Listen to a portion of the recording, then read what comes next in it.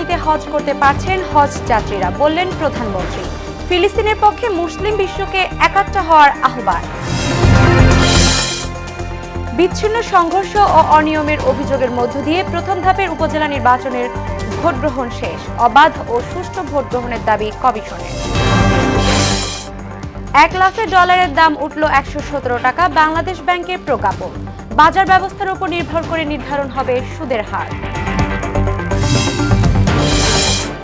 এবং সোশ্যাল মিডিয়ার গুজব প্রতিরোধে ব্যবস্থা নেওয়ার কথা বললেন তথ্য প্রতিমন্ত্রী। সাইবার নিরাপত্তা নিশ্চিত হচ্ছে ফিনান্সিয়াল অডিট, জানালেন তথ্য প্রযুক্তি প্রতিমন্ত্রী।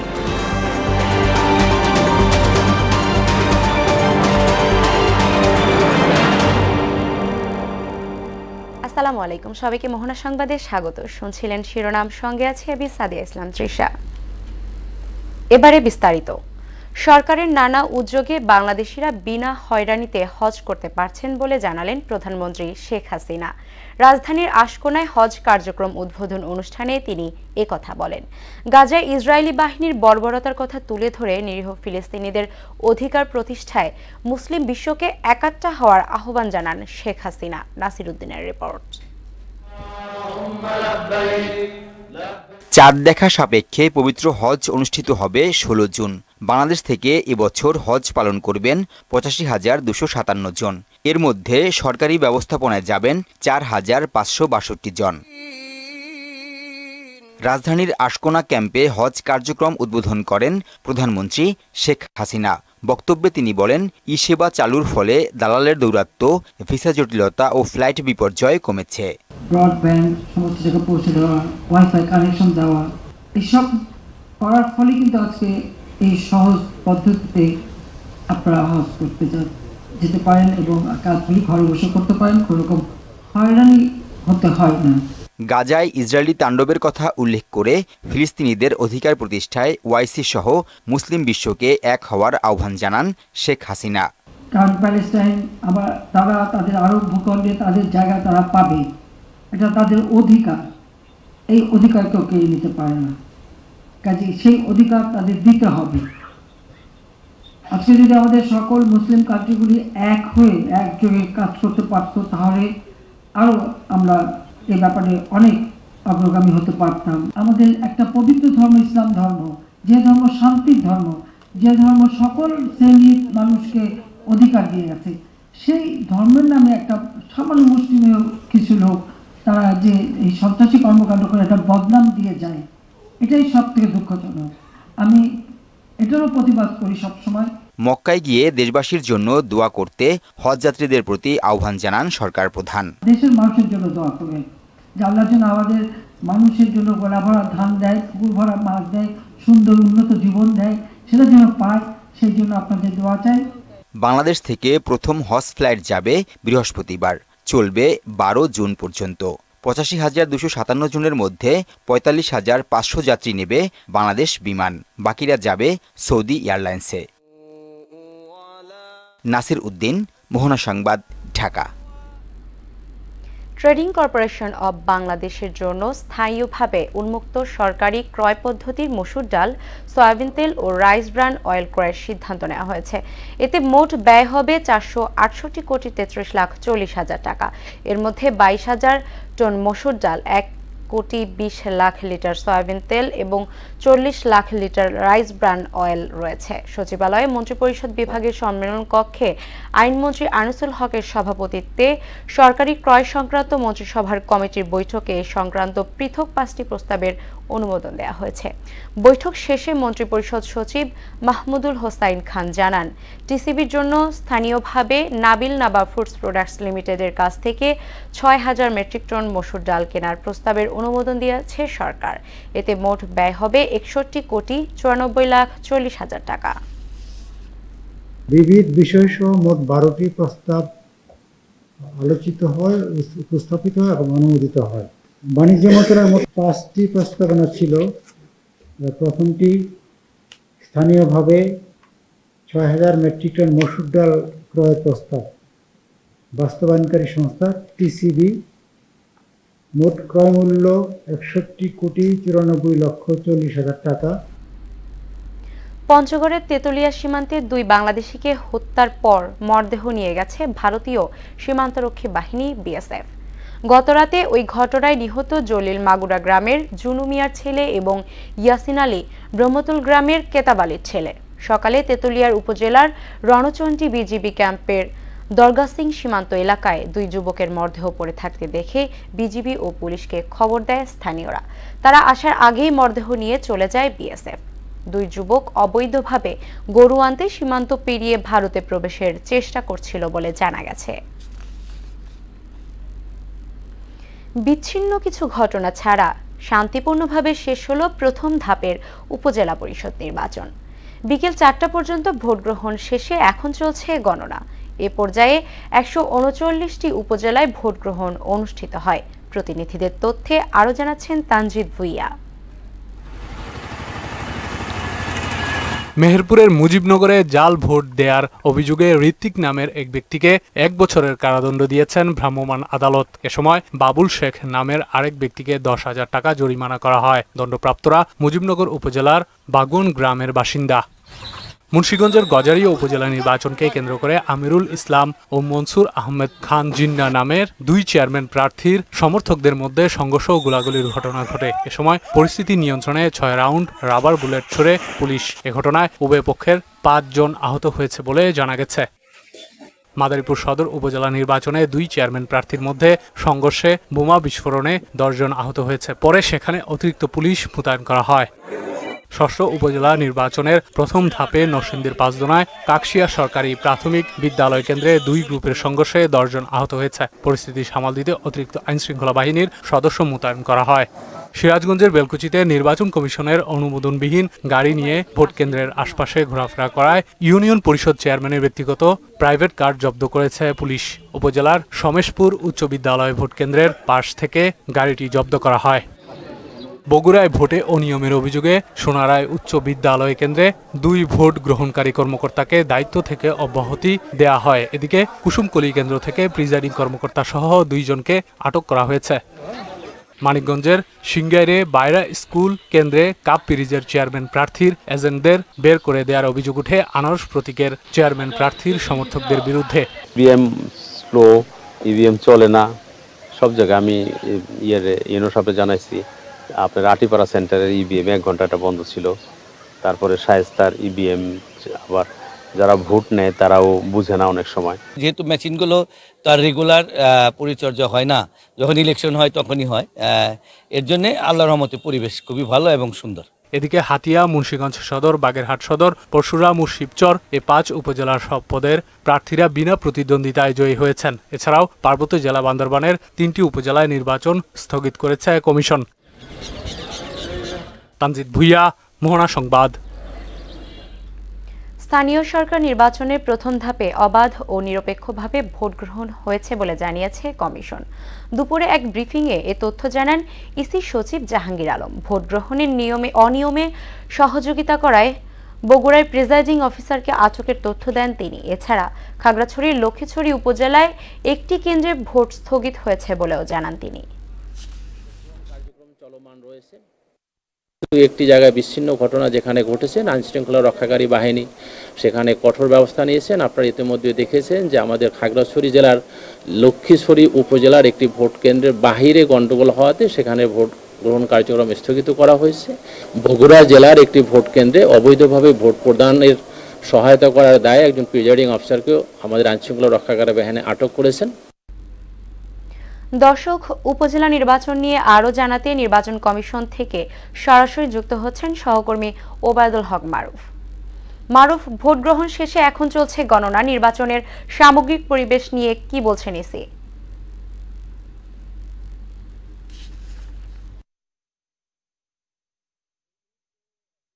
আমি এই মুহূর্তে রয়েছি রাজধানীর আগারগাঁয়ে নির্বাচন কমিশন ভবনের সামনে।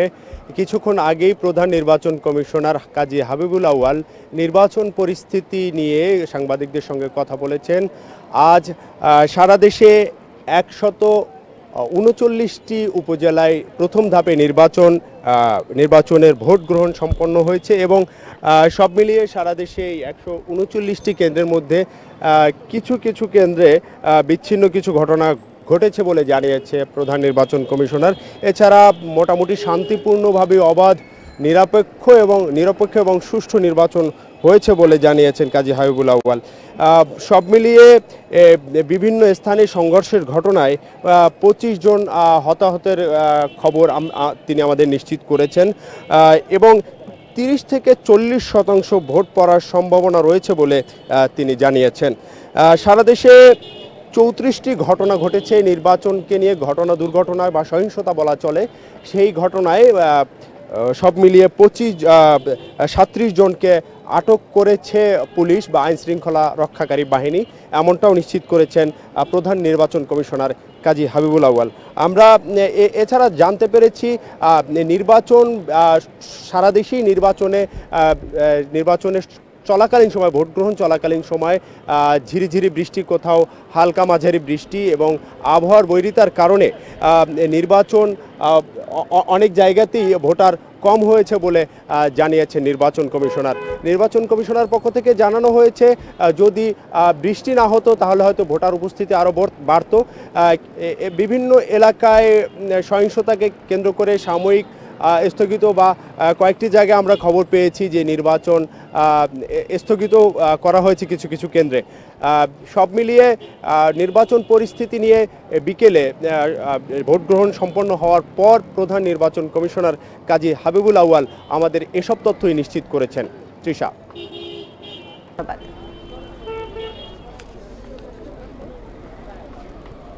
আন্তর্জাতিক মুদ্রা তহবিলের ঋণের শর্তের কারণে ডলারের দাম বৃদ্ধি করেছে বাংলাদেশ ব্যাংক। এক লাফে দাম 7 টাকা থেকে বাড়িয়ে 110 টাকা থেকে 117 টাকা নির্ধারণ করা হয়েছে। সার্কুলার জারি করে এ দাম বাড়ার ঘোষণা দিয়েছে আর্থিক খাতের নিয়ন্ত্রণ সংস্থাটি। এর পাশাপাশি ব্যাংক গ্রহণ সম্পর্ক ও ব্যাংকিংয়ের ঋণের খাতের চাহিদা ও ঋণযোগ্য অর্থের সরবরাহের উপর ভিত্তি করে সুদহার নির্ধারণ করা হবে বলেও প্রজ্ঞাপনে জানায় কেন্দ্রীয় ব্যাংক। এর আগে এ নিয়ে বাংলাদেশ ব্যাংকের সংবাদ সম্মেলন বর্জন করেন সাংবাদিকরা। প্রতিষ্ঠানটিতে 1 মাসের বেশি সময় ধরে সাংবাদিকদের ঢুকতে দেওয়া হচ্ছে না। প্রতিবাদে বুধবার বাংলাদেশ ব্যাংক আয়োজিত সংবাদ সম্মেলন বর্জন করে তারা। পররাষ্ট্রমন্ত্রী ডক্টর হাসান মাহমুদ বলেছেন, বাংলাদেশ এবং যুক্তরাষ্ট্রের সম্পর্ক সবসময় চমৎকার। ডোনাল্ড লুর সফরের মধ্য দিয়ে এই সম্পর্ক আরও গভীর হবে। আর লুর এবারের সফরের মূল এজেন্ডা রোহিঙ্গা ইস্যু। দুপুরে পররাষ্ট্র মন্ত্রণালয়ের আয়োজিত এক প্রেস কনফারেন্সে ডোনাল্ড লুর সফর কি নির্বাচনের আগে ও পরে যুক্তরাষ্ট্রের সঙ্গে বাংলাদেশের সম্পর্কের টানাপোড়েন কেটে যাওয়ার ইঙ্গিত কিনা এমন প্রশ্নে তিনি কথা বলেন।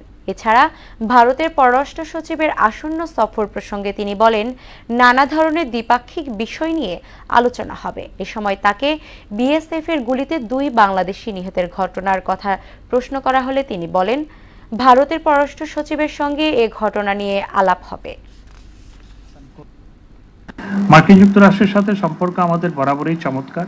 ঘনিষ্ঠভাবে কাজ করার মাধ্যমে আমাদের দুই দেশের যে অত্যন্ত চমৎকার বন্ধুত্বপূর্ণ সম্পর্ক আছে সেটি আরও গভীরে প্রতীত হবে। সীমান্তে যারা প্রহরী, দুই পক্ষেই যারা আছে, তারা যাতে কোনো ক্ষেত্রেই এমন বল প্রয়োগ না করে যাতে জীবনহানি ঘটে, সেটির জন্য আমরা রেগুলার কনসালটেশনের মধ্যে আছি। ভারতের পররাষ্ট্র সচিব আসলে পরে এই বিষয়টি আমরা আলোচনা করব।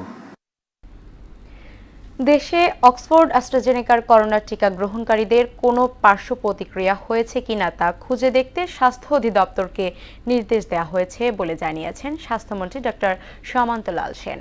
দুপুরে সিডাপ মিলনায়তনে এক অনুষ্ঠান শেষে সাংবাদিকদের প্রশ্নের জবাবে তিনি একথা বলেন। ডেঙ্গুর উত্তাপ নির্মূলের আহ্বান জানিয়ে মন্ত্রী বলেন, ডেঙ্গু চিকিৎসায় কোনো সরঞ্জাম সংকট তৈরি যেন না হয় কিংবা দাম না বাড়ে সে নির্দেশ দেওয়া হয়েছে সংশ্লিষ্ট মন্ত্রণালয়কে। যতক্ষণ পর্যন্ত আমি না জানবো যে আমাদের দেশে কতটুকু পার্শ্ব প্রতিক্রিয়া হয়েছে, আমি এটার সম্বন্ধে কিছু বলতে পারবো না। তবে আমরা এটি নিয়ে কনসার্ন এবং এটা নিয়ে আমি অলরেডি ইনস্ট্রাকশন দিয়ে দিয়েছি এটা সার্ভে করার জন্য। আমরা যদি ডেঙ্গির উৎসগুনা বন্ধ করতে না পারি, আমি যতই হাসপাতাল বানাই কিন্তু এটা তো বন্ধ হবে না। সুতরাং সেইভাবে আমরা কাজ করছি। আশা করি আমাদের হাসপাতালের যে সক্ষমতা আছে আমি অলরেডি নির্দেশ দিয়েছি এবং এখন ডেঙ্গি রোগীর চিকিৎসাতে আমাদের ডাক্তাররাও অত্যন্ত দক্ষ। অনিবন্ধিত অনলাইন পোর্টাল ও সোশ্যাল মিডিয়ায় গুজব প্রতিরোধে শৃঙ্খলা আনতে উদ্যোগ নিচ্ছে তথ্য মন্ত্রণালয়। এ তথ্য জানিয়েছেন তথ্য প্রতিমন্ত্রী মোহাম্মদ আলী আরাফাত। জনসম্মুখে গোপন তথ্য দেওয়ার ক্ষেত্রে সাংবাদিকদের আরও দায়িত্বশীল হওয়ার আহ্বান জানান তিনি। সকালে জাতীয় গণমাধ্যম ইনস্টিটিউটে তথ্য অধিকার আইন ও গণমাধ্যমের ভূমিকা নিয়ে এক কর্মশালায় এসব কথা বলেন তিনি। সাংবাদিকতায় পেশাদারিত্ব বজায় রাখার পাশাপাশি জাতীয় স্বার্থে ক্রসচেক না করে তথ্য প্রকাশ না করার আহ্বান জানান প্রতিমন্ত্রী। রেজিস্টার্ড পোর্টাল নিয়ে আমি একটা সিদ্ধান্ত নিয়েছি। এখন সমস্যা কোথায় হয় জানেন? প্রত্যেকটা জায়গায় আপনারা এই কথা বলছেন। কেন? আমি জানি যখন অপসাংবাদিকতা হবে তার সবচেয়ে বড় ভিকটিম হয় পেশাদার সাংবাদিকরা। আপনাদের এই দাবির প্রেক্ষিতে উদ্যোগ নিব এবং উদ্যোগ নিয়েও ফেলেছি, কিছু কিছু উদ্যোগ নিয়েছি। এখানে একটা আসলেই শৃঙ্খলা আনা দরকার। আপনাদের এই বিষয়টার সাথে আমি পূর্ণাঙ্গভাবে একমত, কারণ যতটা আমরা প্রফেশনালিজম প্রত্যেক সেক্টরে তৈরি করতে পারবো তত কিন্তু একটা বেটার আউটপুট তৈরি হওয়ার সুযোগ থাকে। সাইবার নিরাপত্তা নিশ্চিতে নিয়মিত ফিনান্সিয়াল অডিট করছে বিটিআরসি। এ তথ্য জানিয়েছেন ডাক, টেলিযোগাযোগ ও তথ্য প্রযুক্তি প্রতিমন্ত্রী জুনায়েদ আহমেদ পলক। দুপুরে রাজধানীর আগারগাঁওয়ে বিটিআরসি ভবনে গণশুনানিতে অংশ নিয়ে তিনি একথা জানান। সুলভ মূল্যে ইন্টারনেট ও এখন মৌলিক অধিকারের পর্যায়ে পড়ে বলেও জানান তিনি। আর প্রস্তাবিত টেলিযোগাযোগ আইন যুগোপযোগী করা হচ্ছে বলেও জানান তিনি। অন্ন, বস্ত্র, বাসস্থান, শিক্ষা এবং চিকিৎসা, আপনারা খেয়াল করে দেখবেন এখন কিন্তু এই 5টা মৌলিক অধিকারকে নিশ্চিত করতে হলে এখন আমাদের ষষ্ঠ চাহিদাটা পূরণ করতে হবে, সেটা হচ্ছে সুলভ মূল্যে উচ্চ গতির নির্ভরযোগ্য ইন্টারনেট সেবাটাকে নিশ্চিত করা। কালবৈশাখী ঝড়ের প্রভাবে শীতল আবহাওয়া চলতি মাসের 12 তারিখ পর্যন্ত অব্যাহত থাকবে বলে জানিয়েছে আবহাওয়া অফিস। দুপুরে আবহাওয়াবিদ আব্দুর রহমান খান এ তথ্য জানান। তবে 15 তারিখের পর থেকে তাপমাত্রা আবারও বাড়বে বলে জানান তিনি। তবে এপ্রিল মাসের মতো দাবদাহ আর ফিরে আসার সম্ভাবনা কম বলেও মত দেন তিনি। রাজশাহী, খুলনা এবং রংপুর বিভাগ কিন্তু পরবর্তীতে কিন্তু এই বৃষ্টির যে আওতাভুক্ত চলে আসছে গতকাল থেকে। সেই অনুযায়ী কিন্তু গতকাল সারা দেশেই মোটামুটি বৃষ্টিপাত হয়েছে গত রাতে, এবং সারা দেশের উপরে কিন্তু কোথাও কোথাও বজ্রঝড় হয়েছে। সেই অনুযায়ী আগামী 11 তারিখ পর্যন্ত বা 12 তারিখ পর্যন্ত কিন্তু এই ধারাটা আরও অব্যাহত থাকবে। তবে আগামী 10 তারিখ এবং 11 তারিখ বৃষ্টির প্রবণতা আরও একটু বৃদ্ধি পেতে পারে। খেলার খবর, ক্রিকেট। জিম্বাবুয়ের বিপক্ষে টি-20 সিরিজের শেষে 2 ম্যাচের সামনে রেখে 15 সদস্যের দল ঘোষণা করল বিসিবি। দলে ফিরছেন সাকিব আল হাসান, মোস্তাফিজুর রহমান ও সৌম্য সরকার। তবে স্কোয়াড থেকে বাদ পড়েছেন পেসার শরীফুল ইসলাম, আফিফ হোসেন ও পারভেজ ইমন। সিরিজের প্রথম 3 ম্যাচে চট্টগ্রাম হলেও শেষ 2টি হবে মিরপুর হোম অফ ক্রিকেটে। চতুর্থ ম্যাচটি হবে শুক্রবার এবং শেষ খেলা হবে রোববারে। ইতিমধ্যে 3 ম্যাচ জিতে সিরিজ জয় আগেই নিশ্চিত করেছে স্বাগতিকরা। লাস্ট 3টা টি-20 ম্যাচ থেকে আমাদের টিমে 3টা চেঞ্জ এসেছে লাস্ট 2 ম্যাচের জন্য। সেটা সাকিব আল হাসান ইনক্লুড হচ্ছে, সৌম্য সরকার ইনক্লুড হচ্ছে এবং মুস্তাফিজুর রহমান ইনক্লুড হচ্ছে। এবং আমাদের টিম থেকে বর্তমান টিম থেকে বাইরে যাচ্ছে হচ্ছে পারভেজ হোসেন ইমন, আফিফ হোসেন অ্যান্ড শরীফুল। শেষ করব মোহনা সংবাদ, যাবার আগে শিরোনামগুলো আরো একবার।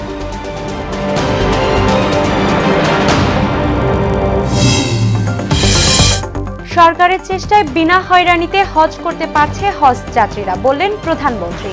ফিলিস্তিনের পক্ষে মুসলিম বিশ্বকে একাত্ম হওয়ার আহ্বান। বিচ্ছিন্ন সংঘর্ষ, অনিয়মের অভিযোগের মধ্য দিয়ে প্রথম ধাপের উপজেলা নির্বাচনের ভোট গ্রহণ শেষ। অবাধ ও সুষ্ঠু ভোট গ্রহণের দাবি কমিশনের। $1,00,000 দাম উঠল 117 টাকা। বাংলাদেশ ব্যাংকের প্রজ্ঞাপন, বাজার ব্যবস্থার উপর নির্ভর করে নির্ধারণ হবে সুদের হার। এবং সোশ্যাল মিডিয়ায় গুজব প্রতিরোধে ব্যবস্থা নেওয়ার কথা বললেন তথ্য প্রতিমন্ত্রী। সাইবার নিরাপত্তা নিশ্চিত হচ্ছে ফিনান্সিয়াল অডিট, জানালেন তথ্য প্রযুক্তি প্রতিমন্ত্রী। এই ছিল মোহনার সংবাদে। পরবর্তী সংবাদ রাত 9টায়। এছাড়া মোহনার সবশেষ খবর জানতে ভিজিট করুন www.mohana.tv। সংবাদ দেখতে পারেন ফেসবুক, ইউটিউবে। এতক্ষণ সাথে থাকার জন্য ধন্যবাদ।